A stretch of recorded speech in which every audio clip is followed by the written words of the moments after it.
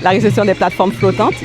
Donc, pour nous, c'est important, comme je disais dans mon discours un peu plus tôt, ces plateformes flottantes-là, lorsqu'on a débuté le projet naturel, c'est un projet d'adaptation au changement climatique pour les femmes et les communautés qui vivent dans les AMP et les APAC, ici au Sénégal. Et on s'est rendu compte que, en fait, un grand souci était la surveillance. Les territoires étaient très vastes, très grands, et le carburant coûtait cher pour faire des sorties de façon continue pour surveiller en fait tout ce qui est pêche illégale ou coupe des mangroves. Et donc aujourd'hui, grâce à l'appui du projet, avec la collaboration de partenaires comme l'IUCN, la Direction des aires marines protégées également, on met à la disposition des populations 3 plateformes flottantes qui vont permettre en fait une surveillance beaucoup plus efficace de ces aires protégées qui sont quand même très vastes et qui vont permettre aussi aux populations en fait de pouvoir couvrir un plus grand territoire. En fait, Tchobon reçoit les 3 plateformes flottantes, mais les plateformes flottantes sont destinées à 2 AMP différentes et une APAC. Donc c'était un choix stratégique de pouvoir venir ici parce que c'était plus facile pour toutes les populations de se déplacer, mais les plateformes seront remises à l'APAC de Karawana, à l'AMP de KBK et à l'AMP de KBF. Il y a eu une analyse de l'IUCN et du projet de l'équipe de Sokodevi pour savoir quel AMP et APAC devait recevoir ces plateformes flottantes. C'est une question vraiment d'efficacité de la surveillance. Donc des AMP qui ont des bolons, des endroits stratégiques où les pêcheurs illégaux peuvent se cacher. Donc c'est vraiment un choix stratégique de les mettre dans ces AMP qui ont une superficie très grande et où il y a beaucoup de bolons où la pêche légale peut avoir lieu.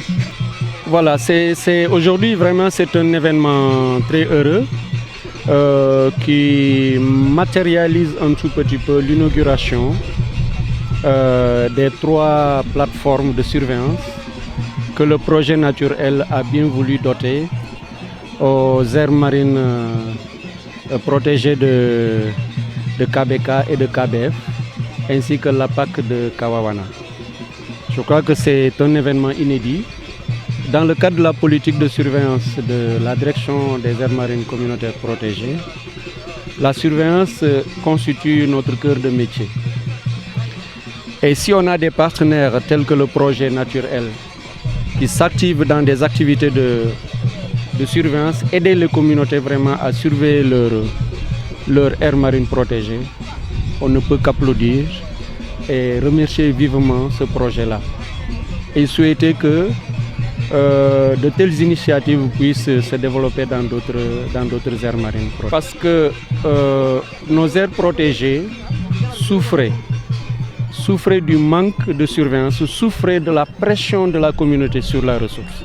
La pression sur la mangrove, parce que la mangrove est coupée ça et là. La pression également sur la ressource halieutique, des pêches intempestives sur la ressource. Et aujourd'hui, l'érection de ces zones en aire marine protégée, avec les règles de gestion mises en place, ça nous permet aujourd'hui d'entreprendre des moyens de mieux conserver la ressource. Et dans la politique de conservation justement de cette ressource-là, la surveillance apparaît comme un élément incontournable. Il s'agit quoi? Il s'agit juste là de sensibiliser, parce que la surveillance, ce n'est pas que la répression. Autrement dit, la présence de ces plateformes dans les bolons ne va pas occasionner beaucoup de dépenses en termes de carburant. Parce qu'ils sont tout le temps là. Et il suffit d'entendre un bruit quelque part, tu fais un petit déplacement pour trouver le pêcheur et le dissuader. C'est différent que quelqu'un qui prend 60 litres pour parcourir des bolons, pour couvrir au moins 80% de l'AMP et revenir. Donc, ces plateformes vont jouer un rôle économique important en termes d'efficacité et d'efficience pour l'AMP. Voyez un peu ce que je veux dire. Donc, c'est d'autant plus important pour nous de la direction que ces AMP vont nous permettre de doter à ces AMP la possibilité de gérer les bolons